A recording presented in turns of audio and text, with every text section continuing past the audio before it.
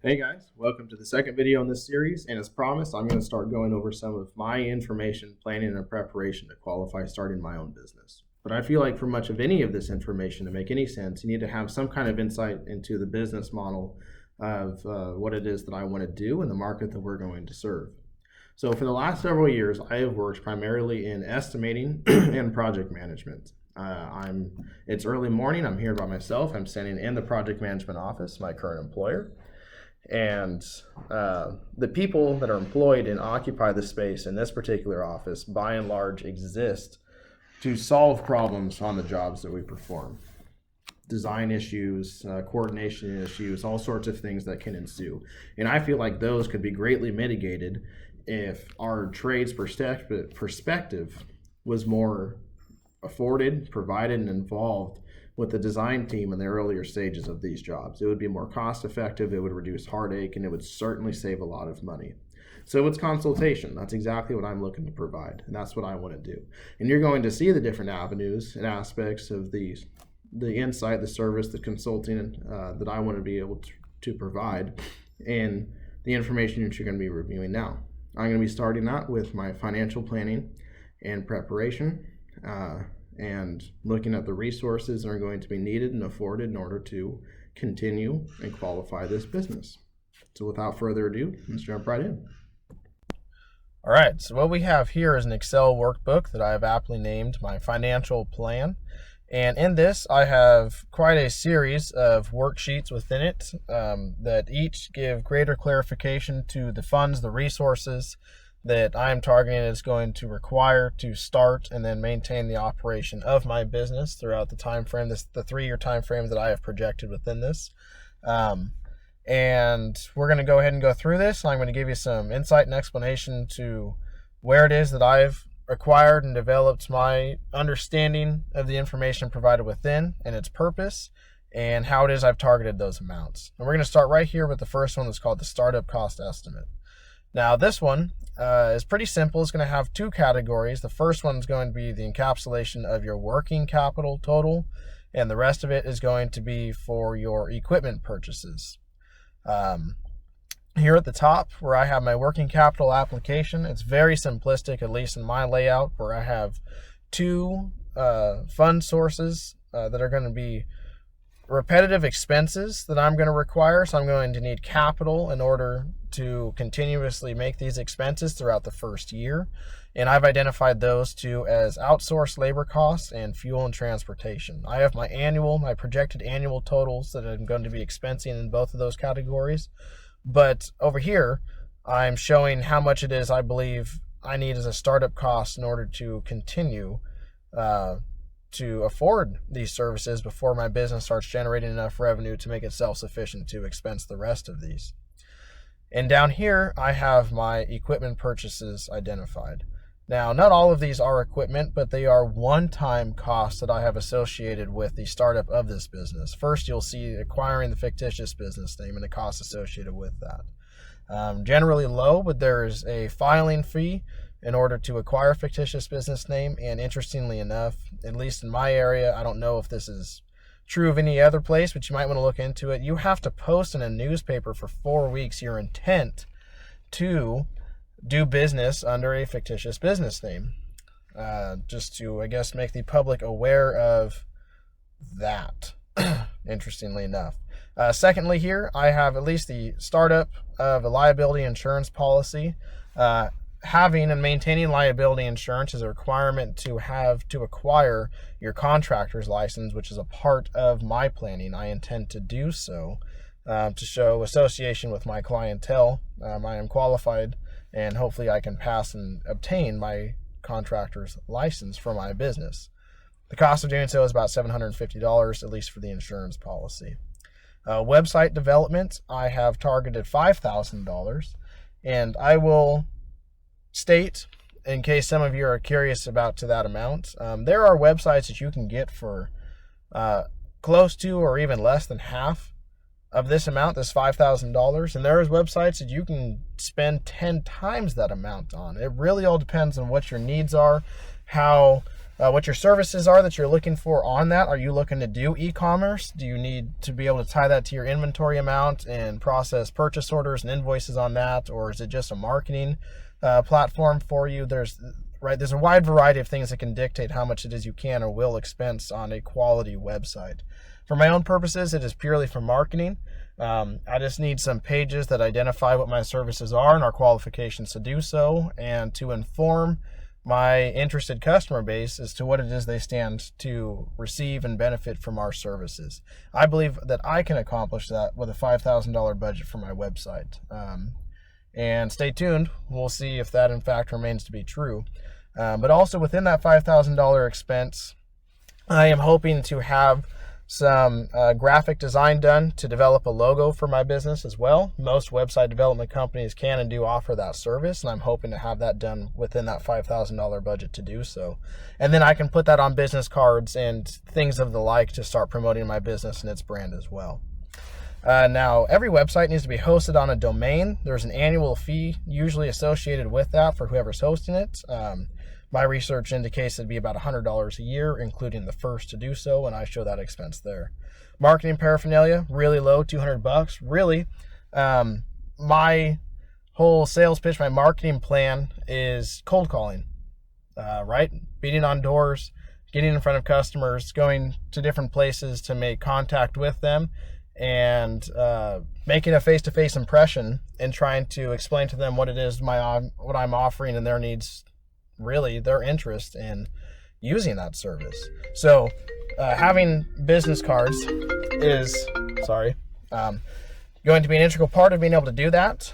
And that $200 is going to be for business cards, which is a fair amount of business cards to acquire for $200. Down here I have fees, permits, and licenses. A lot of this has to do with the acquisition of my contractor's license, which I've already talked about, and my business license as well.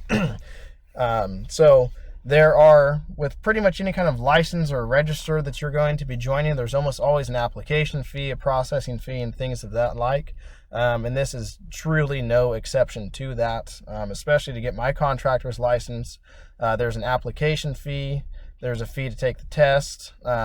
There's different fees just to initiate the active license. We've already talked about getting the liability insurance policy that's required for that and things of the like. And we're going to get into greater detail as we go through this to see what those expenses are and how I've targeted $1,560 for that. And then the working capital shown down here has the breakout out here. So I have a total startup cost of $20,000. Now, I will take this time to preface that I am not seeking a loan for my startup. And if I were to do so, the information provided within this and its format would be integral to my ability to do so. But I would be looking at substantially higher startup costs than this most likely. And I may get into greater detail as to what banks and lending institutions would be looking for if you are pursuing a loan, a commercial loan, an SBA loan, if you need to source funds in order to start your business.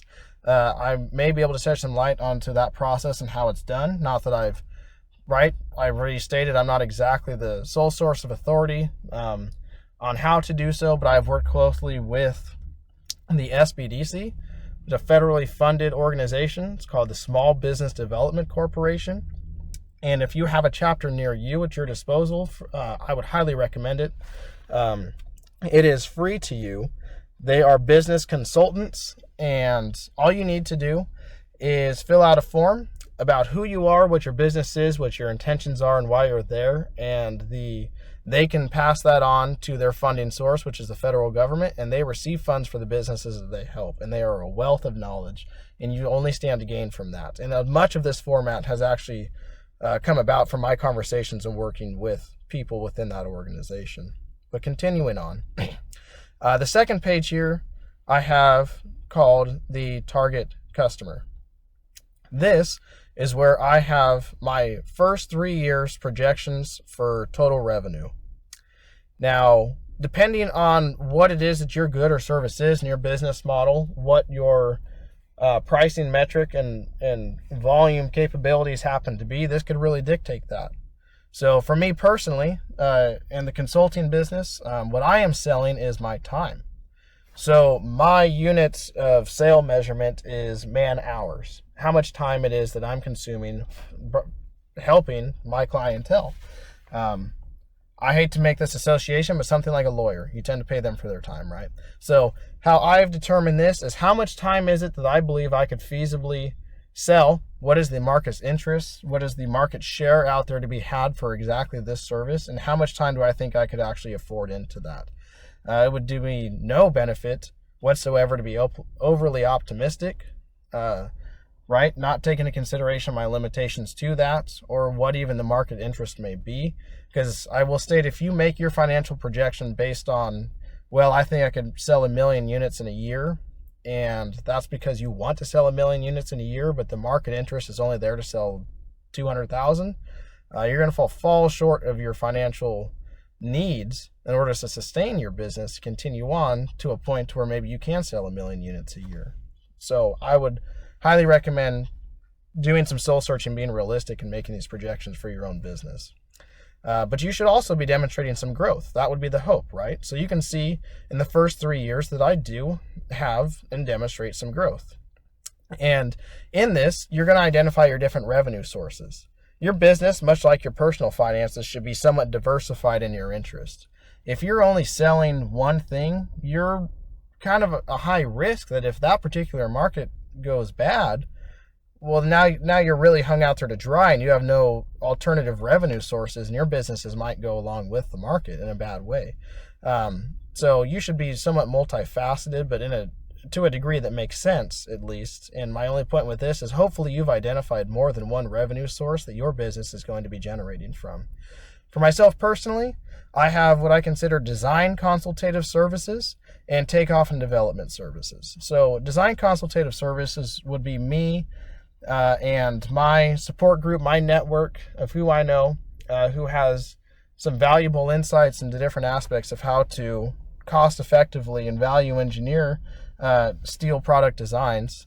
We would be giving exactly that kind of service to my interested clientele, our time on material sourcing, finishes, right, fabrication, erectability, constructability, things of that nature. And there's a limited amount of time that I can afford between that, running my startup and my full-time employment and having my family and everything else in between.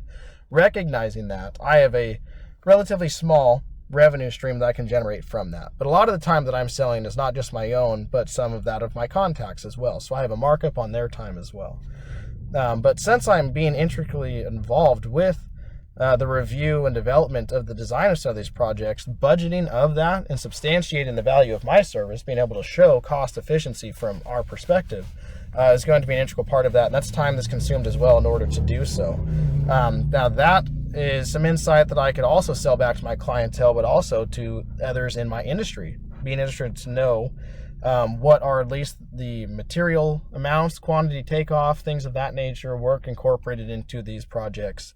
And since I already have that information, that is information I can sell to other fabricators in the industry looking for a cost-effective means of having a chance at bidding a project to acquire more work, which is a sellable service of which I've identified that second revenue source. Now, I do expect different levels of increased interest and market share capacity in each one of these as the time goes on. And you can see kind of how the growth is demonstrated in there.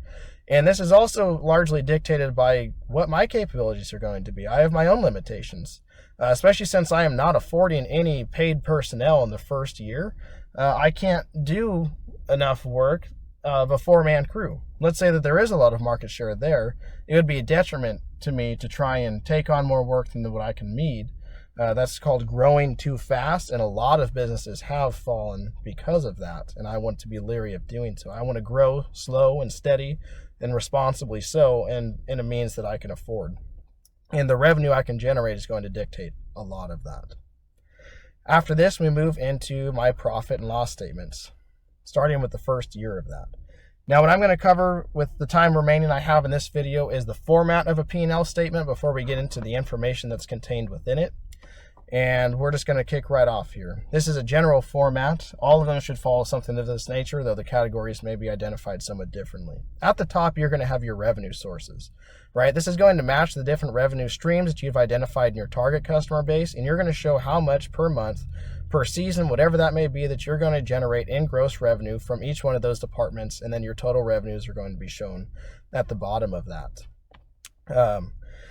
And maybe you are in the retail market, and right at the end of the year, Black Friday, things like that, holidays is really where all your sales are generated. You're going to want to identify that and associate your costs appropriately to offset that. Again, being realistic is how you're going to prepare most effectively.